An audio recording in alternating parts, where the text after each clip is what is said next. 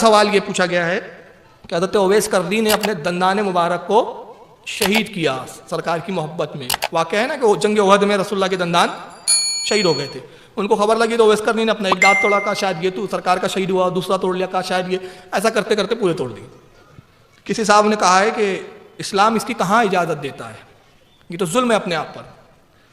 تو ظالم کون ہوتا ہے؟ قرآن میں اللہ نے فرمایا ظالموں کا ٹھکانہ جہنم, اس کو یاد رکھے. مگر اویس قرنی کون ہے پتہ ہے؟ سید التابعین ہے. تابعین اوپر دانت توڑ رہا ہے. تو ان کو یہی نہیں معلوم کہ اے عشق تیرے صدقے. عشق سمجھیں گے تو سمجھ میں آئے گا, جب عشق ہی نہیں ہے تو پلے کیا پڑے گا. ظلم وہ ہوتا ہے جو جان بوجھ کر قصدن کسی بغیر مقصد کے کیا جائے, وہ ظلم ہے. مگر یہاں حضرت اویس قرنی نے دانت اس لیے نہیں توڑے کہ اپنے آپ پر ظلم کرنا مقصود تھا, اتباع نبی مقصود تھی, وہ سنت ادا کر رہے تھے, اتباع نبی تھی وہاں پر. واقعہ ہے کہ حضرت اویس قرنی رضی اللہ تعالیٰ عنہ کو جب پتہ چلا کہ رحمت کونین صلی اللہ علیہ وسلم کا جنگ میں دندان مبارکہ شہید ہوا ہے, تو انہوں نے پہلے اپنا ایک دانت توڑا اور پھر سوچا کہ شاید دوسرا ہوگا, اس طرح پورے منہ کے دانت توڑ ڈالے. کیا یہ واقعہ صحیح ہے؟ دیکھیں یہ بالکل جھوٹا واقعہ ہے, اس قسم کا کوئی واقعہ نہیں ہے. ویسے بھی اپنے آپ کو اذیت دینا گناہ ہے. نبی کریم صلی اللہ علیہ وسلم نے منع کیا, قرآن عظیم اس سے منع کر رہا ہے, اور ایک تابعی کے بارے میں یہ خلاف شرع بات کا تصور کرنا یہ بالکل غلط ہے. عقیدت اور محبت اپنے مقام پر.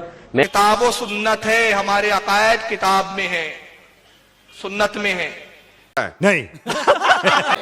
نہیں ہے, یہ سب مسئلے عشق کے ہیں. عشق ہے کس کے ذرا بولیں.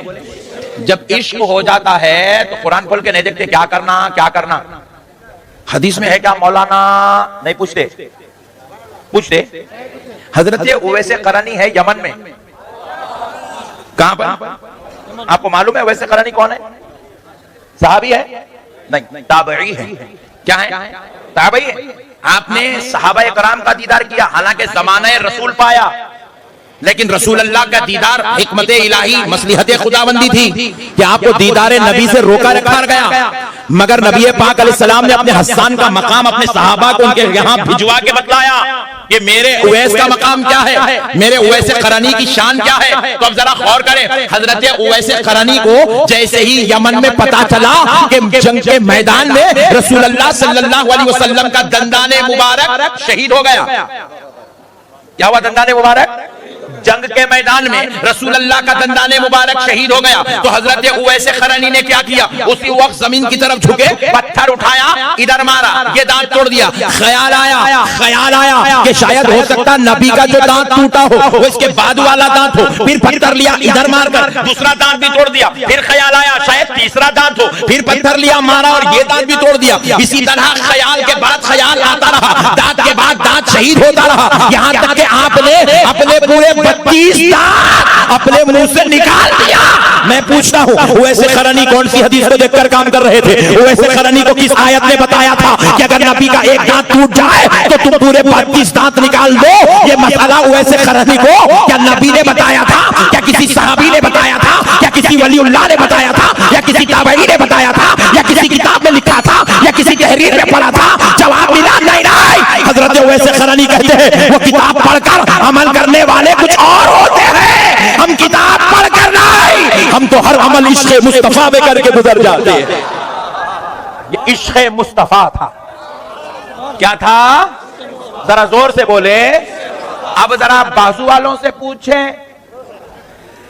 دیکھیں یہ بالکل جھوٹا واقعہ ہے, اس قسم کا کوئی واقعہ نہیں. وہ متبع کتنے خطرے میں ہے کہ اگر اس کا بڑا کسی علمی خطا میں مبتلا ہو کر ناحق کو حق کہہ رہا ہے اور سامنے والا حق کہہ رہا ہے قرآن و حدیث کے مطابق, لیکن اس کی عقیدت یہ کہتی ہے کہ چاہے وہ قرآن بیان کر رہا ہو, حدیث تیرے بڑے نے جو کہا ہے اس کو ماننا ہے, تو وہ حق قرآن اور حدیث کے خلاف بولے گا اور اپنا ایمان تباہ کر بیٹھے. میدان محشر میں کیا جواب دیں گے آپ اللہ تعالیٰ کی بارگاہ میں؟ یہ بڑی اچھی بات کہی آپ. صاحب یہاں بیٹھے تو مجھے معاف فرما دیں. اللہ اور اس کے رسول کا کلام ہے, قرآن و حدیث ہے, سچ بولنا عالم کا پیشہ ہے. نہیں بولنے والوں کو بروز محشر اللہ گردن دبوچ کر دوزخ میں پھینک دے گا. خالی ذکر رسول کرنا ہی عالموں کا فرض نہیں ہے, خالی انگوٹے چومنے کی فضیلت بتانا ہی عالم کی ذمہ داری نہیں ہے. آج امت ان برائیوں میں تباہ و تاراج ہو رہی ہے, ان برائیوں سے بھی امت کو بچانا عالم کا سب سے اولین فرض ہے. جس طرح عقیدے کی بگاڑ سے یہ اکثر پکڑی جاتی ہے یہ والی تون. لیکن افسوس کی بات ہے ایسی توندوں والوں کے عقیدت مند زیادہ ہیں.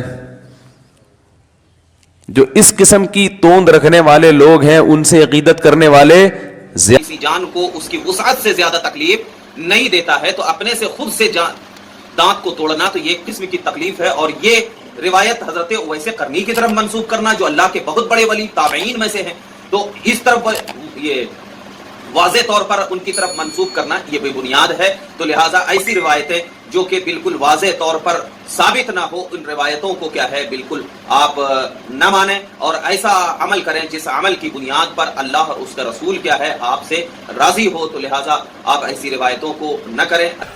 یہ تو کوالٹی ہے اپنی, اسی سے تو لال رومال پورا پیلا ہو گیا. ایک ایسی شخصیت ہے جن کی ذات جن کی شخصیت محتاج تعارف رہی. میری مراد شہنشاہ خطابت مقرر شعلہ بار وسیع الالقاب حضرت علامہ محمد احمد نقشبندی صاحب قبلہ کی ذات گرامی سے ہے جو اس وقت تشریف فرما ہیں, جن کے نورانی چہرے کی زیارت ہم اور آپ اپنے ماتھے کی آنکھوں سے کر رہے ہیں. ان کی خطابت کا ڈنکا کشمیر کی وادی سے لے کر کنیا کماری تک اور گجرات کی سرحدوں سے لے کر کے بنگال کی کھاڑی تک محدود نہیں, بلکہ بر اعظم چاروں طرف جس ذات گرامی کی خطابت کا ڈنکا بج رہا ہے وہ ذات گرامی اس وقت ہمارے اور آپ کے نگاہوں کے سامنے تشریف فرما ہے. کہنے والے نے کیا خوب کہا, یہ بڑے دین کے ٹھیکیدار سمجھنے والے آ گئے. امام عشق سمجھیں گے تو سمجھ میں آئے گا, جب عشق ہی نہیں ہے تو پلے کیا پڑے گا. یہ بالکل غلط ہے. عقیدت اور محبت اپنے مقام پر. میں یہ وہ لوگ واقعہ بیان کریں گے جنہوں نے صحابہ کرام علیہ رضوان کی زندگی کا مطالعہ کیا ہی نہیں ہے, استعمال کریں اور اس کو اپنے عشق کی علامت قرار دینے کی کوشش کریں. پھر عالم ہوش میں کوئی اپنے دانت توڑ سکتا ہے؟ بتائیے. آپ اینٹ مار کے تو دیکھیں, آپ بھی تو محبت ہوگی نا سرکار سے. ایک اینٹ ذرا مار کے دیکھیں دانت پر, چاروں طبق روشن نہ ہو جائے تو بتائیے گا. اگر ان کے باتوں میں آ کر آپ اپنی آخرت برباد نہیں کریں گے, ان کے باتوں میں آئیں گے نہیں آئیں گے. Very good. کتنے حیرت سے آپ سن رہے ہیں جیسے میں کہیں آسمان کی باتیں سنا رہا ہوں. دیکھو دوستو, تم ہنسو نکو لوٹو, مگر یہاں جگہ نہیں ہے, گھر کو جا کے. جوانوں, خدا کی قسم اہل سنت کا ہر مسئلہ آئین اسلام ہے, آئین اسلام ہے. ہمارے علماء ہم کو کبھی ناجائز کام کرنے کی اجازت نہیں دے سکتے. اس لیے جو کام آپ کے درمیان ہو رہا ہے آپ اسے غلط مت سمجھیے گا. کوئی اگر بہکائے تو بہکاوے میں مت آئیے گا. آؤ پیارے بزرگوں اور دوستو, اپنی فکر کرو, چھوڑو یہ سب. مجھے تو پتا ہے کہ تم کیا کر رہے ہو, الو بنا رہے ہو. کہہ رہے خدا کی قسم الو بنانے کے علاوہ کچھ بھی نہیں ہے اس میں. سچ بول کے بیچنے والے بھی, جھوٹ بول کے بیچنے والے بھی. تو اسی طرح علماء میں علماء حق بھی ہوتے ہیں اور علماء سو بھی ہوتے ہیں. تو علماء سو سے بچنا ہوتا ہے, علماء حق کو فالو کرنا ہوتا ہے. اور ابھی تو رکو, کلائمیکس ابھی باقی. عشق سمجھیں. اب اپنا آزاد نگر کا بھولا مسلمان کبھی جمعہ میں جلدی جاتا نہیں, مولانا کا بیان سنتا نہیں. کون ہیں یہ لوگ, کہاں سے آتے ہیں؟ کسی کوئی اصل ہوگی کہ نہیں ہوگی. لوگوں کو نماز کی طرف مائل کرنا بہت اچھی بات ہے, لیکن ہم نے یہ دیکھا ہے کہ بعض علم کی کمی کے شکار تبلیغ کے شوقین حضرات ایسے ہوتے ہیں جو اسی قسم کی پرسرار قسم کی روایات الٹی سیدھی کتابوں سے جمع کر کے اور لوگوں کے سامنے بیان کر کے اور ان کے چہروں پہ پھیلنے والے خوف کو دیکھ کر خوش ہوتے ہیں اور سمجھتے ہیں کہ ہم دین کی بڑی خدمت کر رہے ہیں.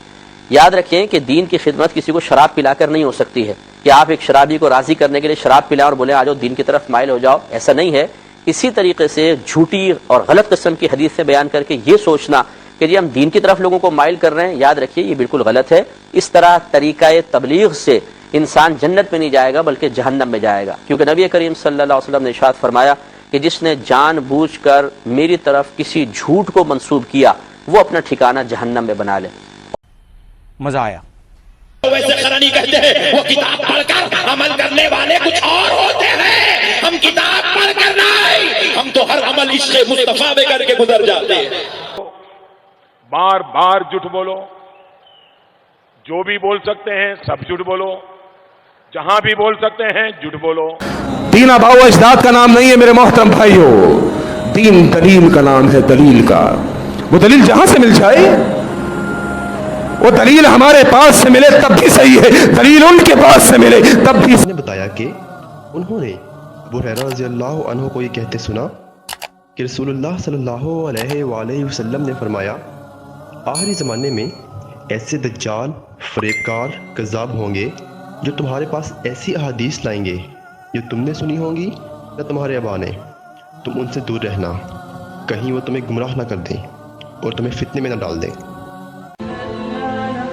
Thanks for watching. Don't forget to like, comment, share and subscribe to